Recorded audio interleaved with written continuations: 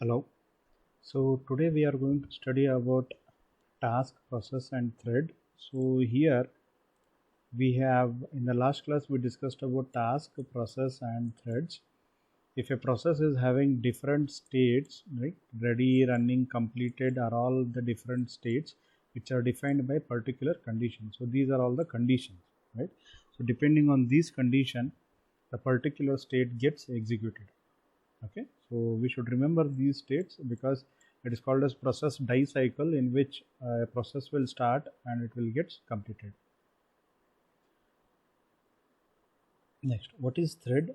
A thread is a flow of execution through the process code with its own program counter that keeps track of which instruction to be executed next. Okay, so thread is a dispatchable unit of work. Thread is nothing but a dispatchable unit of work.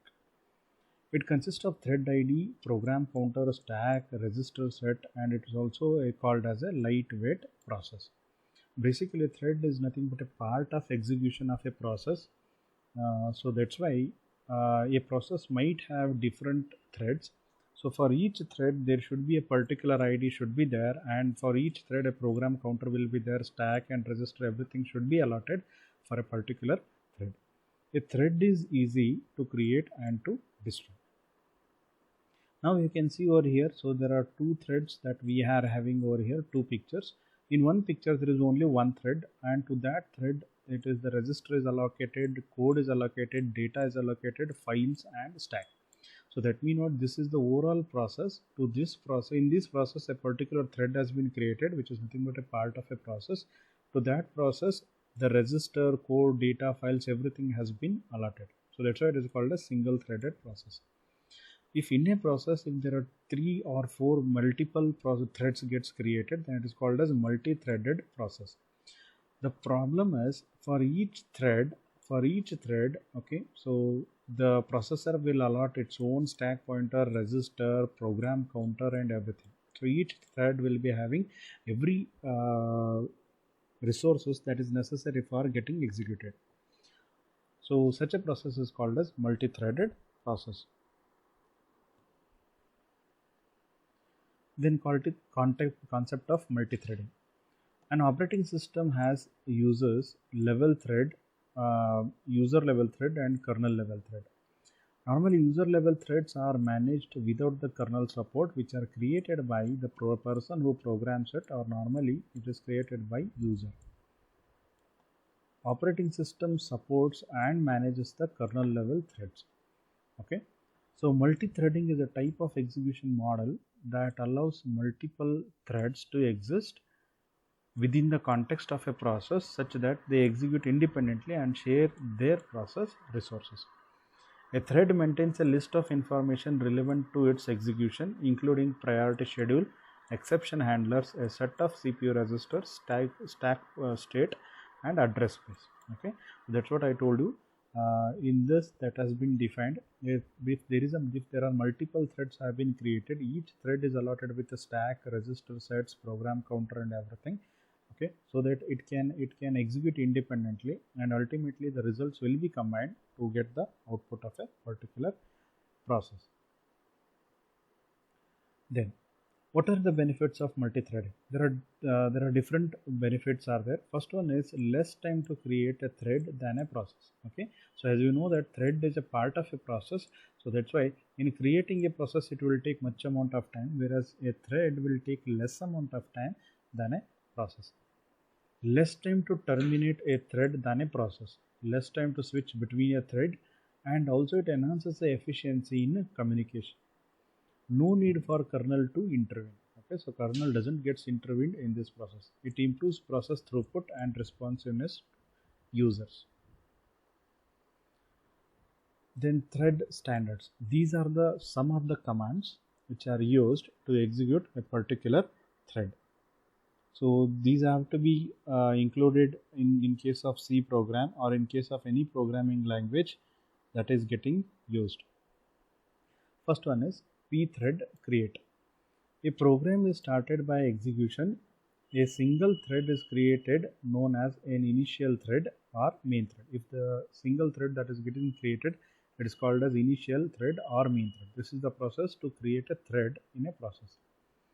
Additional threads are created by pthread create. So this pthread create is a command which is used to create the additional threads. To create this thread, we should include a header file called as #include pthread.h. This is a header file should be used in case of C programming to create the threads. Otherwise, the compiler will show the errors. Next one, pthread join function. This is again one more command which is called as pthread join. The thread can be terminated by calling a pthread underscore join. Okay, so if I want to terminate a particular thread, then I can go with pthread underscore join. So for which I should include this. This is the header file that should be included, and this is the syntax of that particular pthread join function. Okay, so it tells that it tells that integer pthread underscore join pthread underscore tid. Okay, so this is tid void status, right? Where what is tid? Tid is specified as the wait. Okay, status, it gives the location where the exit status of the joined thread is to be stored. Then pthread underscore exit function. It is a way for a thread to terminate is to call pthread exit, right? So if I want to exit a particular function, then I should use pthread exit function. So this is the syntax of the pthread exit function. Then the concept is pthread preemption. Task is preemptable. Okay, a task is nothing but a particular program or particular process if it can be interrupted when another more critical task needs to be executed. Okay, thread preemption is act of preempting the currently running thread. Task execution is preempted and resumed later. Okay, if a particular task has been stopped, okay, because another task has to be executed, and that process is called as preemption. Okay, if the particular task has been stopped, then it can be resumed later. Kernel is responsible for doing everything, okay, which is the part of operating system, and it checks what process is running. Timer will be kept, okay, for activating the kernel, and also it is needs to know as to which thread is running and how much time it is getting used. Then threads. In threads, we are having mainly two types of threads. One is user level thread, and second one is kernel level thread. User level thread, first and foremost thing, created by the user. Okay, so which uses the user space, and it is transparent for the operating system. That means operating system can see what type of thread has been created by the user. Okay, then the kernel level thread management is done by the kernel. OS supports the kernel level thread. Okay, here OS supports the kernel level thread. Kernel level thread support one-to-one due mapping, right? So if the mapping has to be done between the user thread and the kernel thread is possible, okay, in such type of operating systems. Then when we have learned preemption, so now we should know what is preemptive task scheduling techniques. First one, preemptive scheduling. A scheduling is a method that interrupts the processing of a process and transfers the CPU to another process is called preemptive CPU scheduling. By chance, if we are having a CPU over here, okay, so that is executing a particular task. Okay, so what is preemptive scheduling? What does it will do in this? A particular process will be relieved, okay, and the CPU gets transferred to the another schedule or another process. The process switches from running state to the ready state and waiting state to the ready state. Okay, so here what will happen? Okay, so here if a process is running, so it will move to ready state, and if the process is in waiting state, it will go to the ready state in preemptive scheduling. In non-preemptive scheduling, a non-preemptive operation usually proceeds towards the completion interrupted, okay, uninterrupted, right? So here there is no preemption takes place, okay, so the particular task moves towards completion. Once the system has assigned a processor to a process, the system cannot remove the processor from a particular process, right? Here, if a particular process gets an access to a processor, then in non-preemptive scheduling, processor cannot be relieved from a particular process. That means that process keeps on running without any interruption. The process switches from running state to the waiting state and termination of the process. That means running, if it is in running state, it will enter to the waiting state and then it will end up the process. Real-time operating system executes processes based upon timing constraints provided by the system designer, right?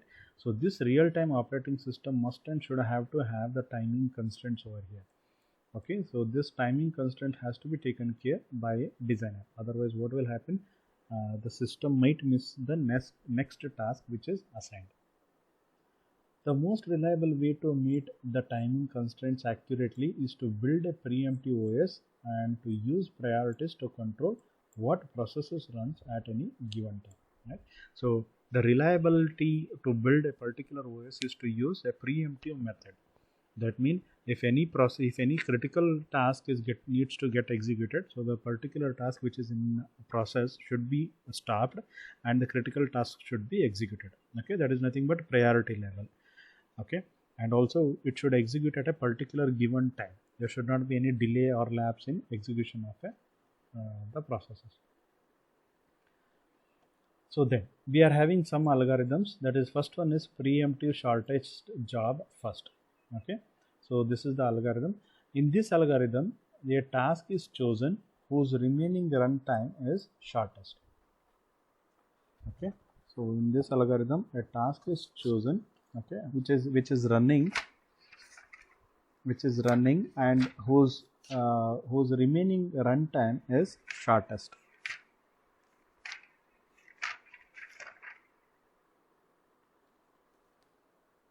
For a new task, its end time, okay, its end time is compared with the remaining time of a current job.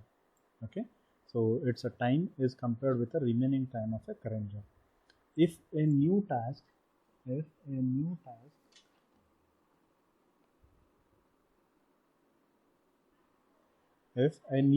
needs less time to complete than the current task, then the current task is blocked and the new task is run.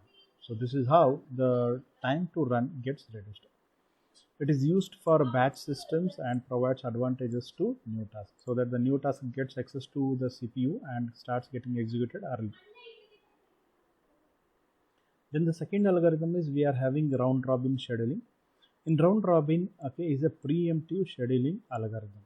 That means what? If the particular task is running, it can be stopped, and in any critical task if it is running, that is executed. Here process is given a limited amount of time of processor time, okay, called a time slice or a time quantum.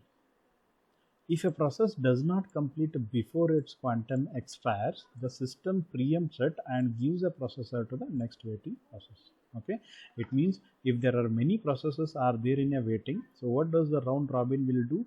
It will give a particular time quantum to every processor, to every process. Okay, and it waits till that time to get a particular process to get over. If by chance if the particular process doesn't get over, then this round robin method takes away the CPU from a particular process and it will give it to the next process which is running. The system then places the preempted process at the back of the ready queue. Processes are placed in the ready queue is using a FIFO scheme, right? So first in first out scheme will be used to execute a round robin method. With round robin algorithm, the principal design issue is the length of the quantum to be used. Okay, so we know that, okay, so the quantum is the time given to a particular process. Now the main problem is to how much time should be given to a particular process will be the problem of RR algorithm. For short time slice, process will move through the system relatively quickly. It increases the processing overheads.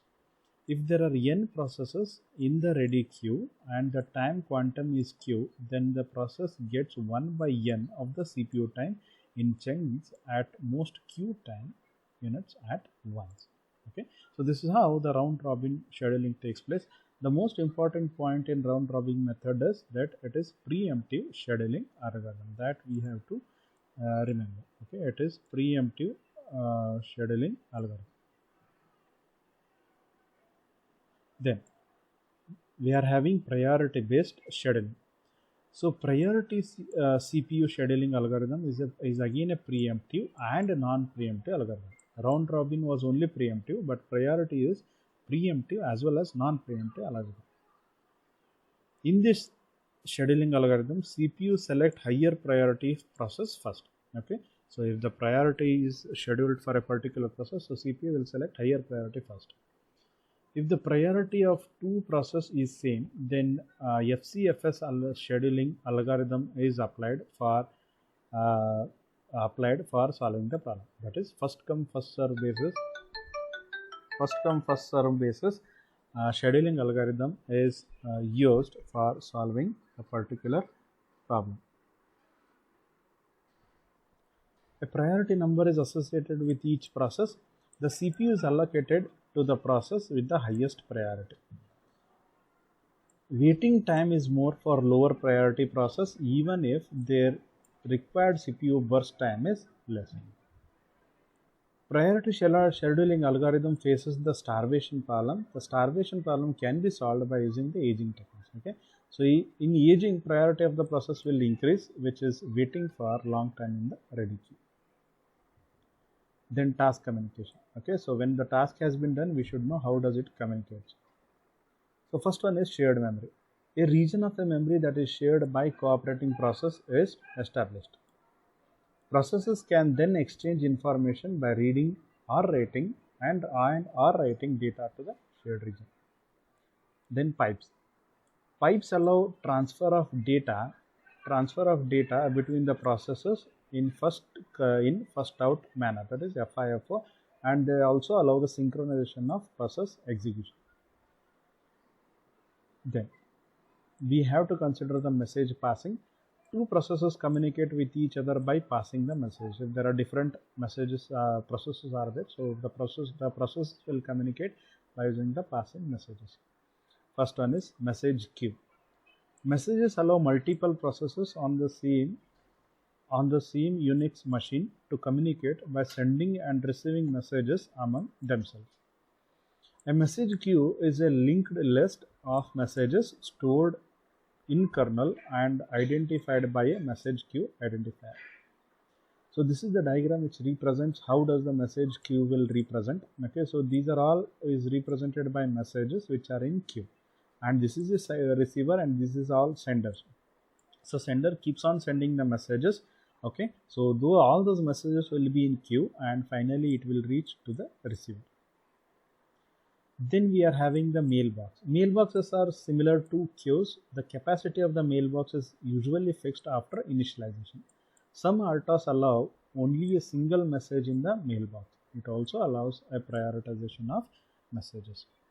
The rest processes of the task communication we will do it in next video. Thank you.